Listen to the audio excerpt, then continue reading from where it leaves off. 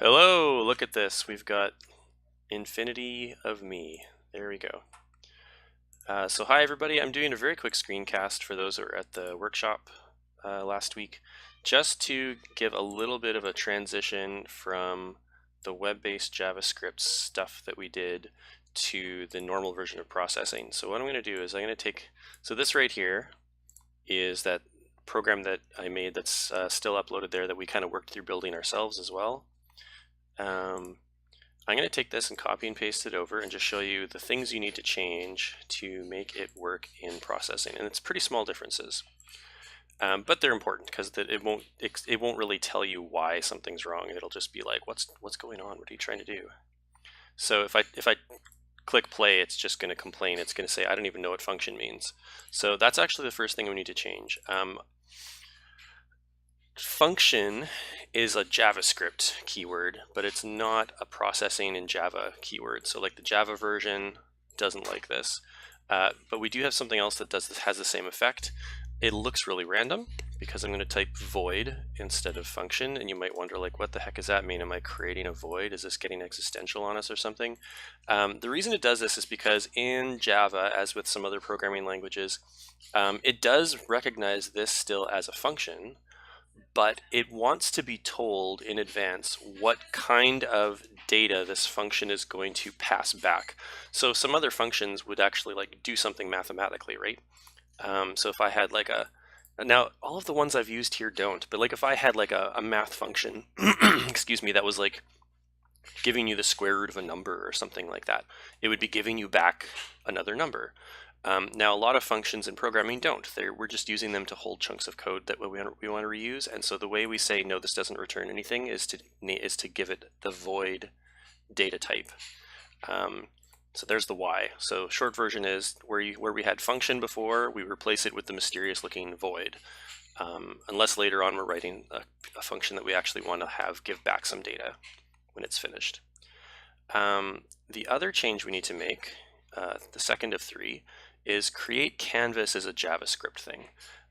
As our window width and window height, those are from p5js.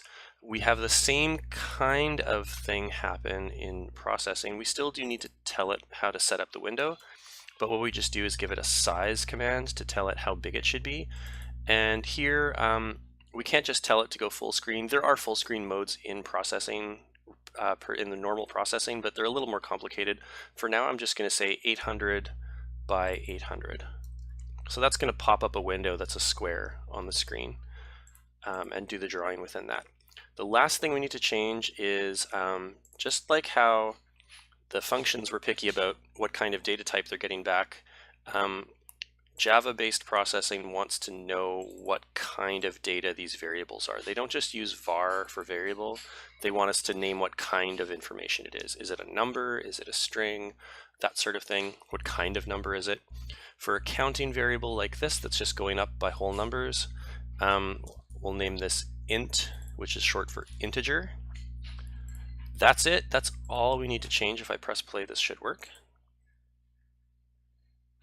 There we go. We get the same thing. It's not in a rectangle, it's in a square because of how I set the size, but it works. And I can move this window around. Processing sketches usually pop up in a separate window like this, and you press escape to close them, or you can use the usual close or stop buttons.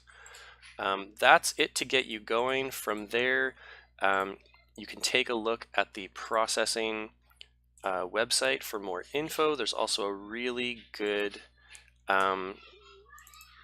tutorial there at hello, I think it's called hello.processing. Would have been smart for me to have that open in advance, but I didn't. There we go. So this is a 1 hour-ish intro made for the hour of code. So it's a good kind of intro that you could use with classes if you want to. Hi, how are you? My name is Dan. Welcome. It's got full screen video with Dan Schiffman, who's a really funny guy. Very strangely energetic. He's kind of the Bob Ross of programming, creative coding or something like that, except I don't know what else to say. That's it. Hope that helps. And if you have any questions, you can always email me. I think my email was passed along, but it's josh@thoughtlost.org if for any reason you would like to know. something more. Thank you very much.